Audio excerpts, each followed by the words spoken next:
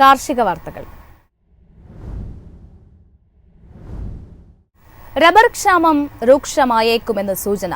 നാളികേരത്തിന്റെ ലഭ്യത ചെറുകിട വിപണികളിൽ ഉയർന്നു തുടങ്ങുമെന്ന പ്രതീക്ഷയിൽ വ്യാപാരികൾ. കൊക്കോ വില കുറയുന്നു, പ്രതീക്ഷ നൽകി ഏലം. സംസ്ഥാനത്തെ പ്രമുഖ വിപണികളിൽ റബ്ബർ ക്ഷാമം രൂക്ഷമാകുമെന്ന വിലയിരുത്തലുകൾ ടയർ നിർമ്മാതാക്കളെ അസ്വസ്ഥരാക്കുന്നു.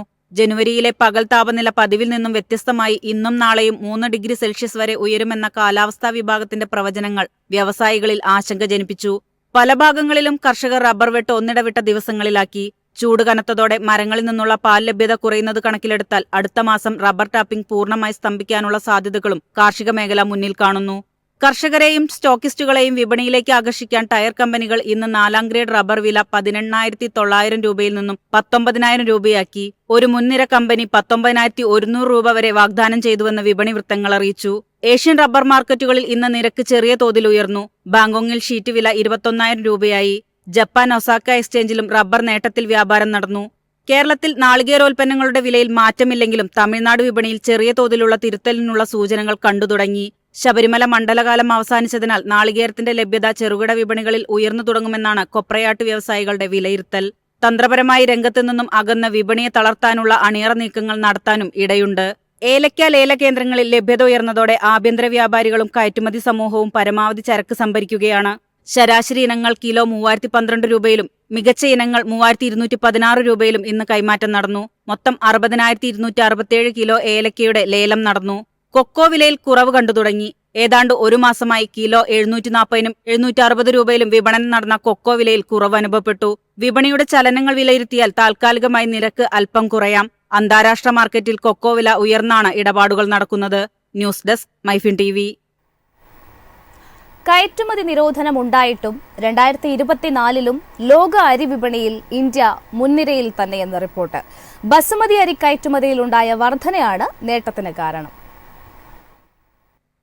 നിയന്ത്രണമുണ്ടായിട്ടും 2023നെ അപേക്ഷിച്ച് നേരിയ ഇടിവ് മാത്രമാണ് അരിയുടെ കയറ്റുമതി കണക്കിൽ വന്നിട്ടുള്ളത്. രാജ്യത്തിന്റെ മൊത്തം കയറ്റുമതി 2024ൽ 17.8 ദശലക്ഷം മെട്രിക് ടണ്ണാണ്. 2023 ഇത് 17.86 ദശലക്ഷം മെട്രിക് ടണ്ണായിരുന്നു. രാജ്യത്ത് അരി ലഭ്യത ഉറപ്പിക്കാനായി ബസുമതി ഒഴികെയുള്ള അരിയുടെ കയറ്റുമതി നിരോധിച്ചുകൊണ്ട് കേന്ദ്ര സർക്കാർ ഉത്തരവിട്ടിരുന്നു. രാജ്യത്ത് ഉൽപാദനം കുറഞ്ഞത് വിലക്കയറ്റത്തിലേക്കും ക്ഷാമത്തിലേക്കും നയിച്ചേക്കുമെന്ന വിലയിരുത്തലുകളെ തുടർന്നായിരുന്നു നീക്കം. എന്നാൽ ഈ സമയത്ത് ബസുമതി അരിയുടെ ആവശ്യം ഉയർന്നതാണ് കയറ്റുമതി കണക്കിൽ രാജ്യത്തിന് ഗുണമായത്. Saudi Arabia, Iraq, Iran, Yemen republic, United Arab Emirates എന്നിവിടങ്ങളിലേക്കാണ് ഇന്ത്യയിൽ നിന്നുള്ള ബസുമതി കയറ്റുമതി കൂടുതലായും നടത്തുന്നത്. ബസുമതി അരി കയറ്റുമതി കണക്കുകൾ പ്രകാരം ലോകത്തിലെ മൊത്തം ബസുമതി അരി കയറ്റുമതിയിൽ 75%-ലേറെയും ഇന്ത്യയിൽ നിന്നാണ്. കൊഴുപ്പ് കുറഞ്ഞതും ഗ്ലൂറ്റന്റെ പൂർണ്ണമായ അഭാവവും കാരണമാണ് ബസുമതി ആഗോള വിപണിയിൽ കൂടുതൽ പ്രചാരം നേടിയത്. ബസുമതി അരിയുടെ ആഗോള വിപണി വലിപ്പം 16,456 ദശലക്ഷം $. 2028ഓടെ ഇത് 21,700 ദശലക്ഷം $ലെത്തുമെന്നും കണക്കാക്കപ്പെടുന്നു. News desk MyFin TV. ഇന്ത്യയുടെ വളമിറക്കുമതിയിൽ ഇടിവ്. നടപ്പ് സാമ്പത്തിക വർഷത്തിന്റെ ഏപ്രിൽ മുതൽ ഡിസംബർ വരെയുള്ള മാസങ്ങളിൽ 18% ഇടിവാണ് രേഖപ്പെടുത്തിയത്. നടപ്പ് സാമ്പത്തിക വർഷം ഡിസംബർ 31 വരെയുള്ള കാലയളവിൽ യൂറിയ വിൽപ്പനയിൽ കാര്യമായ വർധനയുണ്ടായി. എന്നാൽ DAP വളങ്ങളുടെ വിൽപ്പന കുറഞ്ഞതാണ് ഇറക്കുമതി ഇടിവിന് പ്രധാന കാരണം. DAPയുടെ മൊത്തം വിൽപ്പന 12.7% കുറഞ്ഞ് 86.23 ലക്ഷം ടണ്ണായി. മറ്റെല്ലാ വളങ്ങളുടെയും വിൽപ്പനയിൽ 7.3% വർധന രേഖപ്പെടുത്തിയിട്ടുണ്ട്. ഈ വർഷം വളം ഉൽപാദനത്തിൽ സ്വയം പര്യാപ്തത കൈവരിക്കുമെന്നാണ് ഇന്ത്യ കണക്കാക്കുന്നത്. അതേസമയം രാജ്യത്ത് യൂറിയ സബ്സിഡി 98,258.74 കോടിയിലെത്തി.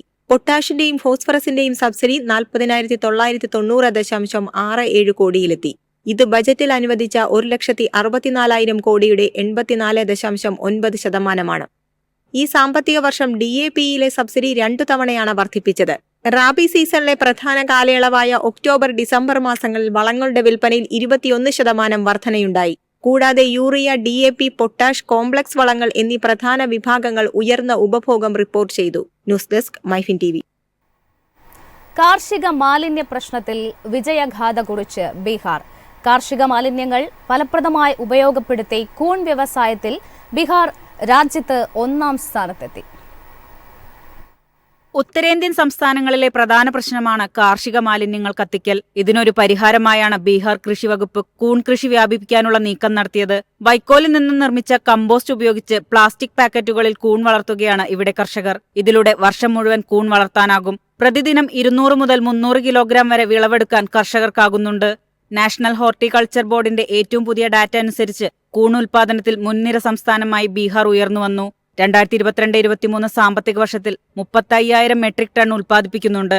ദേശീയ തലത്തിൽ 11% സംഭാവന ചെയ്യുന്നത്. ബീഹാറിലെ കാർഷിക മേഖലയുടെ പ്രധാന വരുമാനങ്ങളിലൊന്ന് കൂൺ കൃഷിയാണ്. കാലാവസ്ഥയ്ക്ക് അനുയോജ്യമായ ബട്ടൺ ഓയിസ്റ്റർ കൂണുകളിലാണ് സർക്കാർ ശ്രദ്ധ കേന്ദ്രീകരിച്ചിരിക്കുന്നത്. News desk MyFin TV.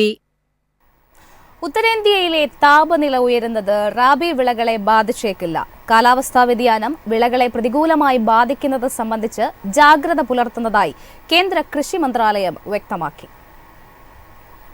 വർദ്ധിച്ചുവരുന്ന താപനിലയിൽ ആശങ്കയുണ്ടെങ്കിലും വിത്തുവിതയ്ക്കൽ ഏതാണ്ട് പൂർത്തിയാക്കിയതിലെ ആശ്വാസത്തിലാണ് കർഷകർ. കൂടാതെ മൊത്തത്തിലുള്ള വിളവിസ്തൃതി മെച്ചപ്പെടുത്തുന്നതനുസരിച്ച് വിള സാഹചര്യങ്ങൾ, കാലാവസ്ഥ, കീടനിരീക്ഷണം എന്നിവയിൽ സർക്കാർ നിരീക്ഷണം നടത്തിവരികയാണ്. ഈ മാസം 17 വരെയുള്ള കണക്കുകൾ പ്രകാരം എല്ലാ വിളകളുടെയും വിസ്തീർണം 640 ലക്ഷം ഹെക്ടറിലെത്തി. കഴിഞ്ഞ വർഷം ഇത് 637.49 ലക്ഷമായിരുന്നു. താപനില ഉയരുന്നത് ഗോതമ്പ് കൃഷിയെയാണ് ഏറെ ബാധിക്കുക.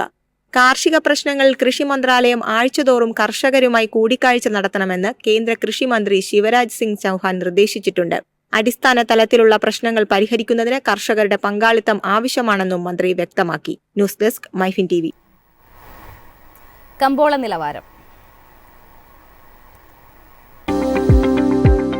ഇന്നത്തെ കമ്പോള നിലവാരം RSS 4 191, RSS 5 187, ലാറ്റക്സ് 139, അടയ്ക്ക 250, കാപ്പിക്കുരു 240, കൊക്കോ പരിപ്പ് 690, കുരുമുളക് ഗാർബിൾ 65,900, കുരുമുളക് അൺഗാർബിൾ 63,900, ഏലക്ക 2,900 മുതൽ 3,000 വരെ, വെളിച്ചെണ്ണ 22,700, കൊപ്ര 17,300, ചുക്ക് 32,500.